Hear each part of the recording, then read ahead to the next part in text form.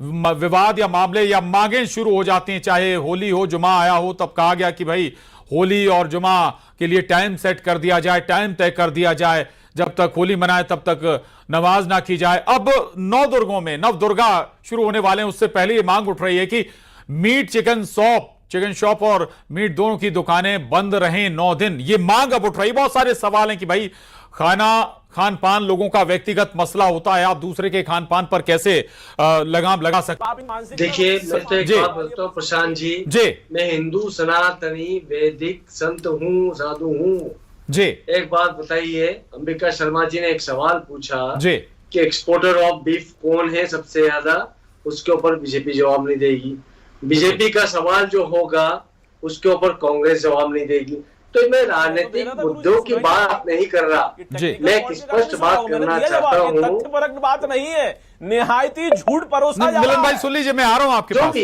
मिलन भाई सुन लीजिएगा, समझ रहा हूँ मिलन जी, मैं आपकी बात समझ रहा हूँ, परंतु हमें उसको बात क्यों करनी है। मेरी बात समझेगा मिलन जी, अंबिका जी आप समझिएगा। देखिएगा, पूरा विश्व जो है इवोल्यूशन के दौर से गुजर रहा है। मानवता क्या थी, अग्नि का आविष्कार हुआ, उसके बाद पहिए का आविष्कार हुआ। पहले कच्चा खाते थे, पक्का खाते थे, मानव खा लेते थे, पशु खा लेते थे। अब हम सब सभ्य हो गए हैं, अब हमें मांसाहार से दूर होना है। जहां पर पश्चिम जगत जो है विज्ञानिज्म के ऊपर आ रहा है, यहाँ तक कि वो दूध भी नहीं लेना चाह रहा है, वो तो डेयरी प्रोडक्ट भी नहीं लेना चाह रहा है।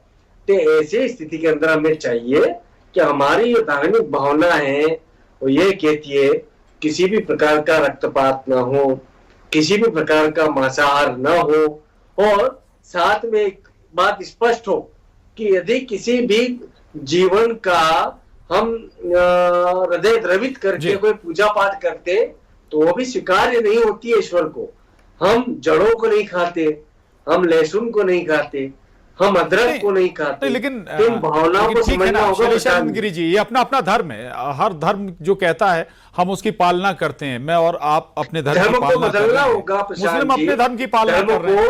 धर्म को बदलना होगा जी, धर्म को बदलना होगा। देश काल परिस्थिति में नई नई रीतियां आती है, नए नए प्रयोग आते हैं जी, तो उसको हमें बदलना होगा। चल ठीक है, संजीव तरनाथ जी के पास जाऊंगा मैं। संजीव तरनाथ जी, होली हुआ, जुमा हुआ, अब नवरात्रि आ गए, मतलब सियासत चमकाने के लिए कुछ भी या त्योहारों का सहारा, ऐसा लग रहा है कि शायद अब त्योहार बचे हैं।